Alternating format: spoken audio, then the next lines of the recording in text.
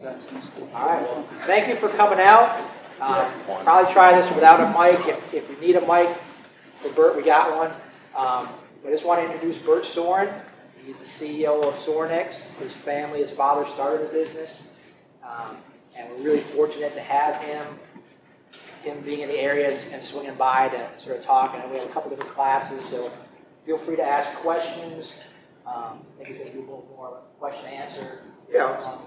See where things go. I'll turn it over to Bert. Thank you. I appreciate it, Coach. Thank you guys, and thank you, Barton College, for having me. Like Coach said, my name is Bert Sorin. My father started a company called Sorinex Exercise Equipment. If you haven't put the two together, that's all this stuff. So my company, we created and designed that. That's what we do. Can everyone hear me back there? Is it up a little bit? Good deal. Okay. So what I do as my day job is president and co-owner of Sorinex Exercise Equipment, and we've been around for 38 years, and we go in and design high-end human performance centers for colleges, professional teams, elite military, some celebrities and things like that, but really anyone who wants to work with us, but generally our customer base is just a little bit more educated and a little bit more really interested in getting the best. So that's what we've made a business on. I'll answer some of the, I don't know if they're relevant, but asked questions. I've been growing my beard about 5 years. And I've cut a foot off of it already, strangely enough. So the idea was when my daughter was born, I was going to grow a big handlebar mustache. And I used to just grow a beard and then cut it into a mustache day one, so I don't have to go through the weird mustache phase. And when she came, I don't know if anyone here has kids, but you don't get a lot of sleep. And I was already about 6 months into a big beard, and I woke up and it was a year later because kids is hard. And then so I'm like, I'll kind of keep it for maybe a minute or two, and then it just became a thing. So now it's just to the point where I don't really know what to do with it. It's turned into dreadlocks. It literally has ropes in it now and probably things living in it. But I hate for those things to lose their home. So that's the humanitarian side of me. So anyway, wife and 3 kids, 2, 4, and 6. So I'm not really I'm actually starting to get sleep now, which is nice. And it's a little bit about me. I was a former athlete at the University of South Carolina. I was a walk-on. I believe there's probably a pretty large athletic population here from what Coach tells me. About 50% of the school. Super cool. That's a great culture to be around. So I was a walk-on at the University of South Carolina in a very Forrest Gumpian way. This is back in the 90s. Probably no one in this section was alive then. But 1994, I got to the University of South Carolina, walked on, was in the wrong place at the right time, walked into the weight room because I wanted to work out that day and started doing some stuff. They were doing some vertical jumps over here. I said, oh, that looks fun. So walked on over and I started doing vertical jump testing. Taking into account, I was not recruited and I wasn't an athlete at the university. Back in the 90s, you could kind of walk into a room and start working out because no one knows anyone. So I started doing vertical jump. Hey, that was fun. Go back and keep lifting. And then they're doing some body fat testing. So looks cool too. So I walk over and pull up my shirt. And there's a coach sitting down, much like you, so for 10 years a coach. Do it. He goes, what sport are you? I'm like, then, can't say I was being absolutely truthful at the time. But I said, I'm going to walk on the track team. I did a little bit of track and field in high school. So I thought that might be something that would make him stop asking me questions. And he goes, oh, really? He goes, what events? I'm like, shot put and discus, because that's what I actually did, but I, again, wasn't very good at it. And he said, oh, okay, well, how far did you throw it? I'm like, man, this dude's asking a lot of questions. Hey, I wasn't really that good. I threw about 42 feet, 134. He's like, yeah, that's not very good. Then I'm kind of in a little bit of a butt. I was like, yeah, I know. I already told you it wasn't very good. He goes, interesting. My name's Larry Judge. I'm the throws coach at the University of South Carolina. I'll see you tomorrow. I'm like, yeah, coach. Well, yeah, totally. I'll see you in the spring. He goes, you're in college now, son. It starts tomorrow. This is in August. So I just left. I'm like, did I just join a team? And fast forward 5 years later, I walked away with an SEC record, 4 All-Americans and team captain, and then went professional for 5 years. So that, it certainly wasn't a learning curve like this. The learning curve is like all of that. But what I will say is athletics, it formed such an enormous part of my personality, so much of, I was lost in high school. I was like kind of the kid that could kind of get along with everyone and kind of get by doing very minimal. But in college, when I unknowingly walked onto the most difficult and one of the most competitive track teams in the nation, that stuff didn't work. So I had to learn to work really hard, to the point where multiple times I was riding my bike home from practice, and I remember my legs seizing up after a squat workout that day. And I remember I was supposed to do, so here's kind of the culture. We talked about culture. I know I'm going to go all over the place. Deal with it. If you want me to go somewhere else, ask a good question. So we had our days, we had every 4 weeks, we had rep max out days. And I was supposed to do 315 for 6 reps in the squat. That was going to be my max rep. Relatively strong. Okay, great. So but the idea, what I learned was, in order for me to get any better on that team or get respect, and actually, I don't know if this would be sexist considering today, but my coach told me, you lift with the girls until you're stronger than them. That was literally what I was told to do. And little did I know that 2 of our girls were the 2 best hammer throwers in the world. They were really strong. So I went over there and I was like just trying to hang with Dawn and Lisa, and it was great. And by doing it, so I was supposed to go 315 for 6, but the competitiveness was so high in the room that I did 14 reps because I thought more the better, right? I'm screaming and yelling and just the amp. Well, I'm riding home on my bike about an hour later, my both legs seize up, and I just fall over on my bike with my butt and my butt on the seat, my hands on the handlebars, my feet still on the pedals. And I just laid on the side of the road. And actually, as a semi-grown man, 18 years old, I just started weeping. Because I never understood why my body could be, I thought it was dying. I'm like, this is what it feels like when your body is shutting down, you're dying. This is terrible. Why did I sign up for this? And I remember going to my team captain at the time. I was like, I can't do this. I can't. I'm physically going to hurt myself doing this. And I walk up to Johnny Stoikos, who's a Canadian hammer thrower, who's our team captain. I said, Johnny, like, I'm probably going to quit the team. And what I was doing, I was reaching out for help. And I was saying, like, hey, basically coddle me. You know, go, hey, that's all right. You're a good dude, attaboy. And he goes, yeah. Okay. I said, Johnny, I'm breaking down, man. I'm probably going to quit. He goes, well, I mean, you walked on to the hardest track team in the nation. It's not for everybody. Let me know what you think. Walked off, and I was like, wait, you're not like going to coddle me? In my head, I didn't use the term coddle, but I'm like, wait, you didn't like say everything's going to be all right, and here, give you a big hug, and no, it was one of my first doses of reality of, when you're an adult, you make adult decisions, and there's adult stuff that happens, and some stuff is really hard. And say when I got to college, they literally said, they go, look to the person in front of you, beside you on each side, and the person behind you. In 5 years, if you stay for 5 years, if you redshirt 1 year, one of you will be left. Oh, we're all going to be here. It's like 4 or 5. One of you will be left. I thought that was crazy. My 5th year, there was one man and one woman from that group that were still there. It was me and a girl named Erin Narzinski, who also won SEC that year.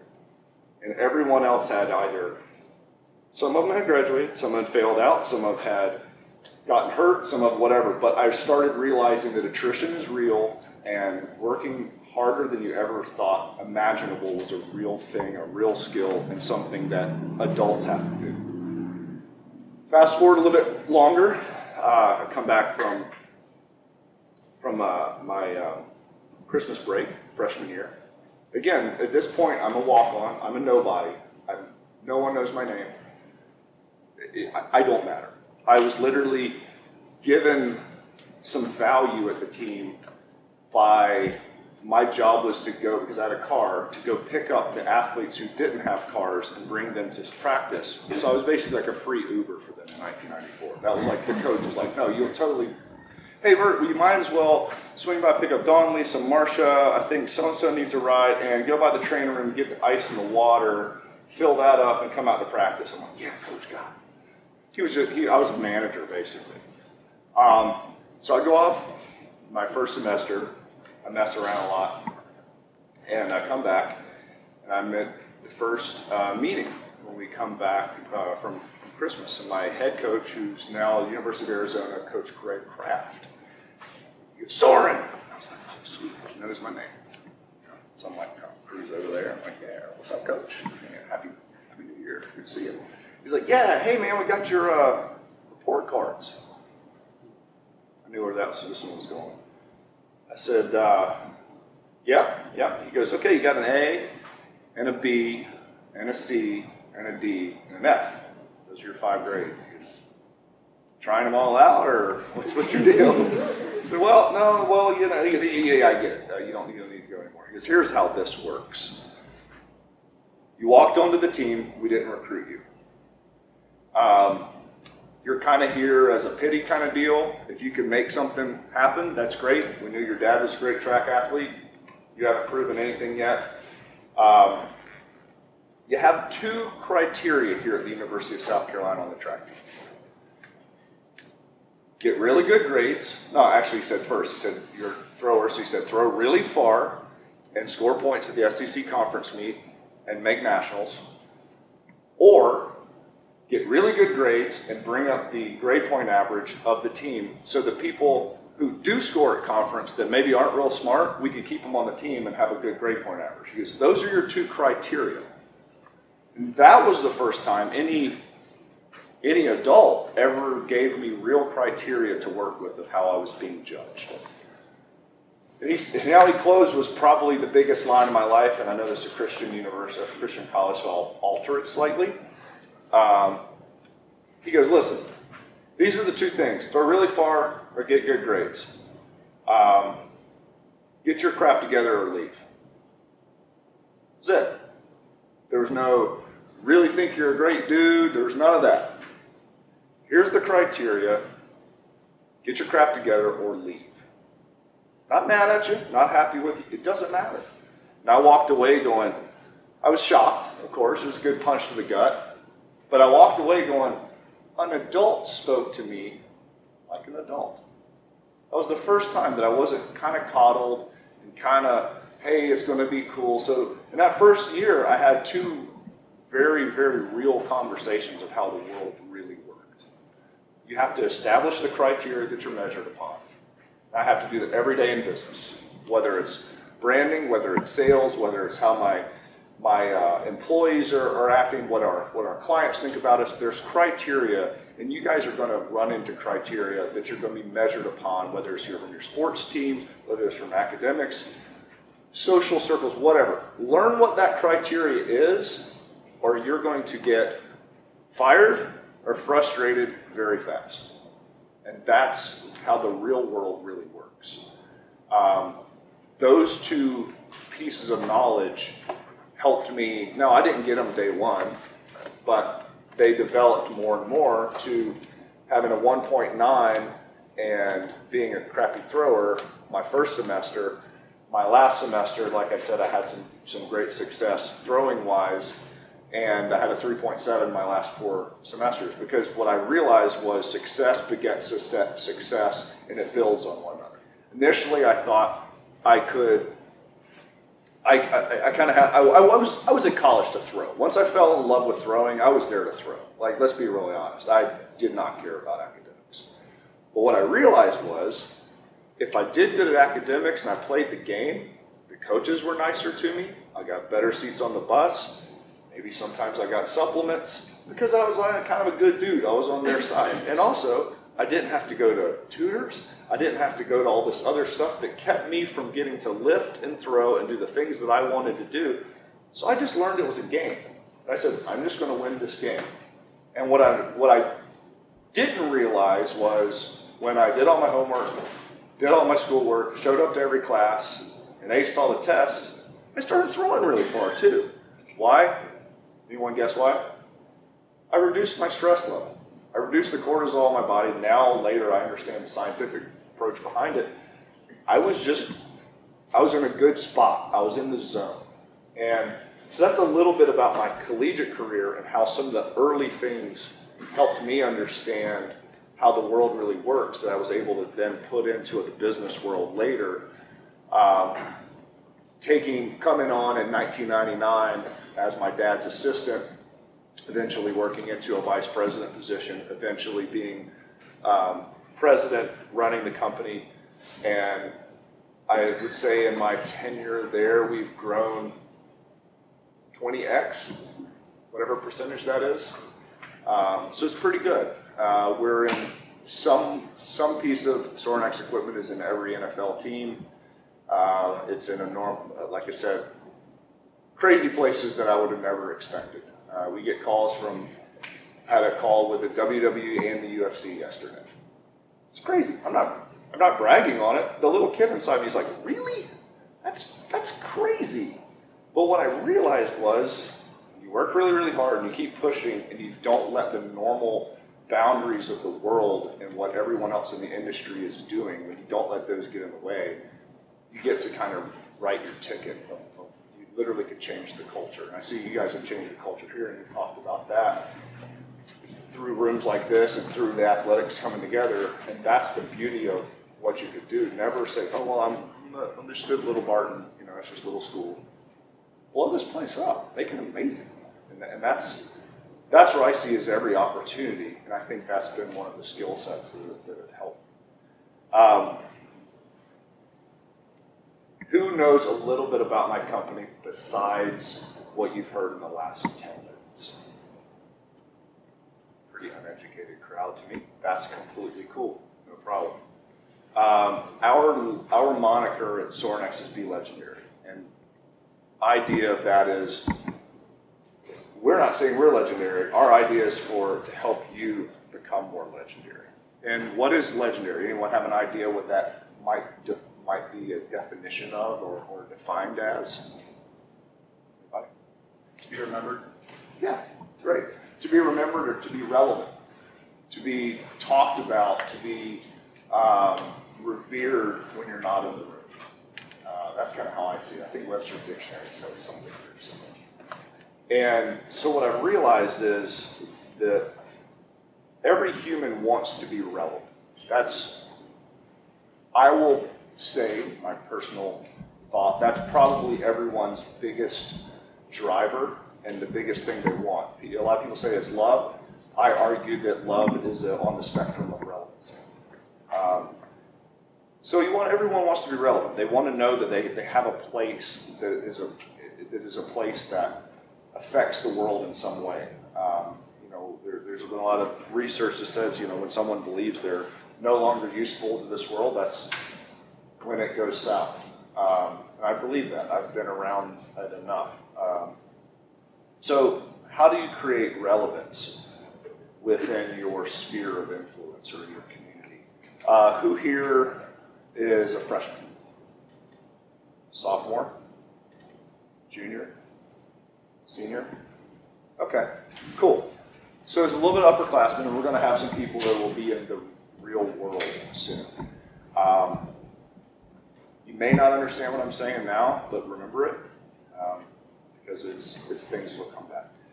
So I'm doing a speech at the NSCA Personal Trainers Conference in a couple days, and this is some of the things. So I'll kind of do a glossary over some of those. Well, one is be present. So our line is be legendary. So one of the 10 is be present. What do you think be present means? Y'all can't cheat. I know it's not as good. Be present is if you're sitting in a room, if you're talking to someone, if you're doing a task, who here has squatted in one of these racks before? A number of you. If the weight is on your back, what is it trying to do? Generally kill you. I mean, if it's heavy enough, it's trying. If it's over like 300 or 400 pounds, it's just trying to kill you. There's no doubt about that. So you have to be extremely present. That's why I like weightlifting, because it causes me to have to be very, very present. The bar on my back, it's kind of an annoyance. 500 pounds on my back, it's trying to kill me. So I like that it pushes me into that spot where I am right here with it. When you're with your coaches, when you're in your game, with whatever it is, presence is in my opinion, one of the greatest things that you could have. The attribute, you could act faster, you can respond faster, you could drive the narrative within a game or really within life by presence. If you're hanging out with your friends, who goes to dinner with their friends and it turns into this? Right? A lot of people. I assume that probably happens with everyone, because I know in my group of people it does. And so what we do a lot of times, we'll take our phones out and stack them in the middle of the table. First person to pick up their phone pays for the bill. That's how it is. So if you want to do it, it's going to cost. And what we're trying to do is force presence, because we used to joke like, "Hey, where do you want to go hang out and look at our phones tonight?" You know, because that was basically what it is. You know, so you don't build real relationships, and life is all about relationships. You don't build real relationships by not being present and by doing this. "Hey, how's it going?" "Yeah, no, it's been going totally great. Yeah, no, I mean, oh, really, that's sweet." That's not how you be a person. It's not how you be a friend. That's not how you be a husband, a wife, a dad. And do I fail at that? Absolutely, all the time. Because I own a business, and I have to be on my phone seemingly constantly. Don't do that. If you can get away from it, don't do it. It will rob life from you. The best way to be present. Hi, I'm Bert. What's your name? Hi, Michael. Nice to see you. Micah or Michael? Michael. Micah. How do you spell that? M-I-C-A-H. Very cool. Where are you from? Cool. Kind of my neck of the woods. Right on. I know you were Summer Strong 11. Did you enjoy yourself? Yes, sir. Becoming Summer Strong 12. Hopefully. He was the only person in the room while we just talked. I was very present with Micah. Now, if that made you feel uncomfortable or where you can't do that, work on it. That's a skill set that is going to help you in life more than I could ever tell you. If it's this, and it's not looking someone in the eye, and it's shifty, and it's not having the ability to get within that 3 feet of space, you can have all the Instagram followers you want. You could do a bunch of cool videos. You could do a bunch. But guess what? The big deals and the big jobs and success in life comes at 3 feet or less. I'm just telling you. Now, people could say, "Oh, well, these guys are crushing it, and Gary Vee's doing this." And great. I hope he's a double threat. I hope he's a guy that can crush it on this and also make me feel something right here that makes me want to change my life in some way by them conversing with me. If you could do that, you're a great coach, a great teacher, a great employee, a great anything. If you're deadpan and if that goes into being relevant. Do people notice if you walk out the room? If you're not there, if you're not at a party or at a dinner with your people, do they notice? I'd argue if they don't, it's not their fault, it's yours. You haven't done the requirements to being present and to being relevant in their life and being valuable. That doesn't mean having money. That doesn't mean having cool stories or being popular. We talk about it as Summer Strong. Like, there's some people that are just these enigmatic. You could just literally see radiation of energy off this person. Sure, they're a superstar. I get it. But this person over here is just as valuable if they're feeding the fire and asking good questions. And if the guy's coming up and he's going to squat a lot of weight, that guy's spotting. Let's go! Come on, let's go! Let's go! Be a part of it. Be present. Otherwise, why show up? Why show up? Why show up? Why be a background player in the movie of life? I mean, you all have your own movie. You all have your own script. And I see it so much, and I know I'm not trying to turn this into this, like, philosophical deal maybe, but I see it. And I'm 42 years old, actually, I'll be 42 tomorrow. So I've been around a little bit of it, and I've seen people who have succeeded and people who haven't, and it generally boils down to some of the similar characteristics. So be present. Another one, be persistent. Pretty simple one, right? Don't quit. I could have quit that day that I fell down on my bike. I was actually tried to. Why I didn't? Maybe because I was mad at Johnny for not being nice to me. Maybe that was it. Maybe I just said, you weren't going to coddle me and say, hey man, it's all right to leave and all this other cool stuff.